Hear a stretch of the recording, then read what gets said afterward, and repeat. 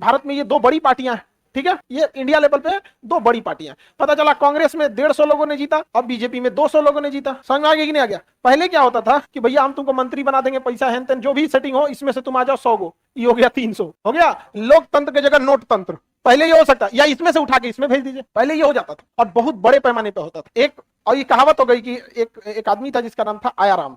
समझ में आ गया कि नहीं आ गया? तो उन्होंने दिन भर में 3 बार पार्टी बदल लिया, तो नामे हो गया आयाराम गयाराम। समझ में आ गया कि नहीं आ गया? एक दिन में 3 बार पार्टी बदल ली, सुबह कोई और, शाम में कोई और, दोपहर में कोई और, यहाँ पे नामे हो गया Aaya Ram Gaya Ram. Anti defection law इससे बहुत जरूरी होता है।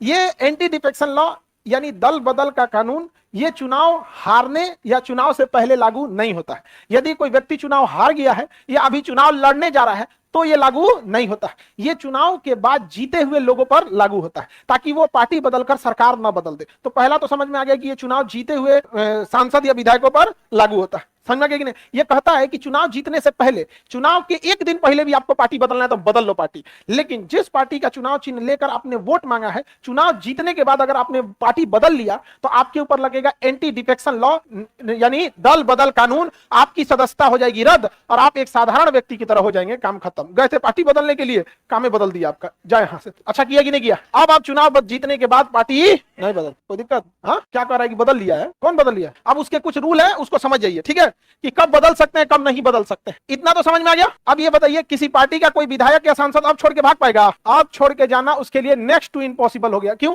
कोई भाई अब काय लिए जाएगा? दिक्कत क्या है कि अगर अब चला जाता है तो उसकी तो सदस्यता ही खत्म हो जाएगी। तो इसको रोकने के लिए 52वां संविधान संशोधन किया गया था 1985 में, 1985।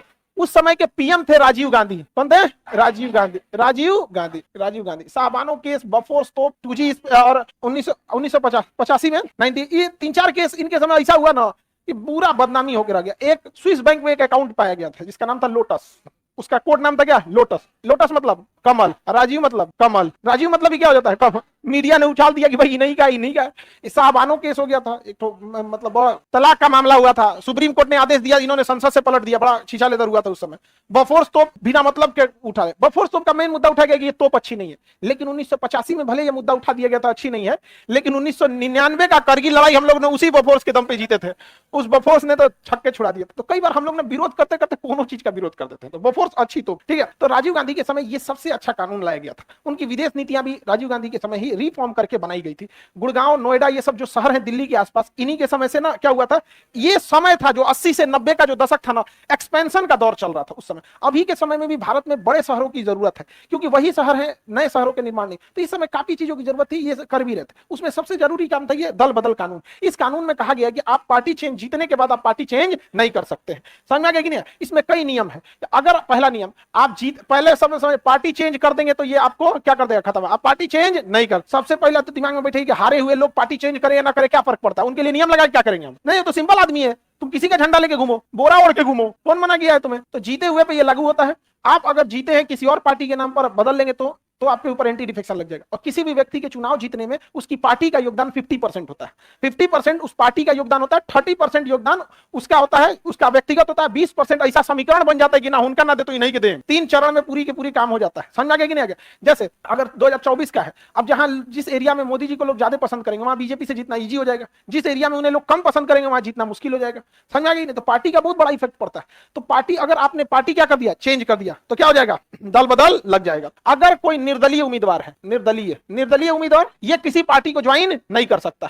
अगर यह निर्दलीय उम्मीदवार कोई पार्टी को ज्वाइन कर लिया तो भी इस पे दल बदल का लग जाएगा, इसे बाहर कर दिया जाएगा। जैसे कई बार हम लोग किसी को चुनाव में कोई कहता है कि भैया हमको कांग्रेस का टिकट दे दो, कांग्रेस उसको कहेगा नहीं तुमसे अच्छा उम्मीदवार है मेरे पास, वो कहेगा नहीं दोगे, हम बीजेपी से ले लेते हैं। बीजेपी वाला भी नहीं देगा, कहेगा आम आदमी से ले लेते हैं, वो भी नहीं दिया, कहीं से लिया, कहा क्या ऐसा हमको क्या है, इस भरी दुनिया में कोई भी हमारा ना हुआ। अब कहेगा हम बिना किसी दल का चुनाव लड़ेंगे, निर्दलीय चुनाव, अकेले लड़तो, अकेले लड़ेगा। और अच्छा इंसान कभी कभी अकेले जीत जाता है, निर्दलीय उम्मीदवार जीत जाता। अब सिंपल से एपीजे अब्दुल कलाम अगर चुनाव लड़ते बिना किसी पार्टी के तो नहीं जीत जाते, निर्दलीय जीत जाते हैं सब। तो कहा गया कि निर्दलीय उम्मीदवार भी पार्टी ज्वाइन नहीं कर सकता है, निर्दलीय नहीं कर, वरना सबसे ज्यादा वैल्यू निर्दलीय का ही होता है। मान के चलिए किसी को 1 सीट की जरूरत है, निर्दलीय कहेगा कि आ जाओ हम ले लेते 10 करोड़, आ जाओ। समझ आ गया कि नहीं? ये समझिए, ये सब सब्जी में मसाला है सभी सब। तो निर्दलीय उम्मीदवार भी अगर आ गया तो क्या हो जाएगा? एंटी डिफेक्शन लॉ लागू हो जाएगा, खत्म हो जाएगा। इसका मतलब अब जिनको वोट दिया जाएगा जिनके पास बहुमत आएगी वही सरकार बना सकते हैं, क्योंकि आप दूसरे से पार्टी नहीं चेंज करा सकते हैं, निर्दलीय को मिला नहीं सकते हैं। खत्म कहानी कर दिया कि नहीं कर। इसमें एक और नियम है, देखिए सपोज कीजिए कि किसी पार्टी की सरकार बन गई, कोई पार्टी है ए बी, मान के चलिए इसके पास 300 सीट है, बी के पास 150 सीट। सरकार किसकी बनेगी? ए की, क्योंकि 273 हमारे पास अभी के समय क्या है? बहुमत। अभी के समय बहुमत कितना है? 273। आगे बढ़े, 273 अभी के समय बहुमत। सरकार तो इनकी बन गई, क्योंकि ये दो कानून सरकार बनाने से नहीं रोकने देगा। इतना कड़ा कानून है कि रोक ही नहीं पाएगा, अभी ये ही बना पाएगा। और अगर ये कानून नहीं रहता तो खरीद लेता 200 को में से। आ जाओ, 150 को खरीदता तो सीधे बाजी पार्टी ये पलट जाता है, सीधे पलट जाता कि नहीं? अच्छा, वह खरीद के विपक्ष गायब कर देता कहता है 150 का 150 तुम मेरे में आ जाओ, विपक्ष खाली हो गया, पूरा वीराना है यहाँ पे, जो डेली 4 को विधेयक पास हो रहा है यहाँ पे। नहीं, लोकतंत्र को राजतंत्र में बदल देगा, कहेगा आज का विधेयक आता है पूर्ण बहुमत से पास होगा, भारत अब राजतंत्र रहेगा। ले, तो विपक्ष का रहना जरूरी है। किसी अच्छे लोकतंत्र में मजबूत विपक्ष का रहना बहुत ज्यादा जरूरी है, समझ में आ गया कि नहीं? और अगर सरकार आपके पसंद है, हमारे यहाँ राजनीति का क्या कीजिएगा, सबका अपना अपना एक वो है, उसको कोई मतलब नहीं है। भारत में हर इंसान अपना एक ब्रांड चिपकाया हुआ है। सपोज कि अगर किसी को कांग्रेस पसंद, किसी को बीजेपी पसंद, जिसको कांग्रेस पसंद है ना उसको कोई मतलब नहीं बनता है कांग्रेस क्या कर रही है क्या नहीं कर रही है, उसी को वोट डालेगा। जो बीजेपी को पसंद करता है उसी को डालेगा, कोई फर्क नहीं पड़ता है क्या कर रहा है। रीजन क्या है ना कि लॉजिक कब लगाइएगा, जब आपके अंदर एजुकेशन आएगा, वो भी स्टैंडर्ड का। भारत में 80% लोग के पास डिग्री है, स्टैंडर्ड का एजुकेशन नहीं है। बात करने के लिए बोल दीजिएगा, बहुते बोलेगा, उसको कहते अच्छा ठीक है, एक पन्ना लिख के दिखाओ, मोदी जी ने क्या क्या काम किया लिखो, या मोदी जी ने क्या अच्छा किया या खराब किया। नहीं, बोलने में भी दो लाइन बोलेगा, कुछ नहीं किए हैं। तारीफ में भी कहेगा बहुत कुछ किए हैं, लिखने को दे दो तो सब भाग यार ये का दे दिया, हमरा मेंस लिख दो हम तो विपक्ष का होना जरूरी था।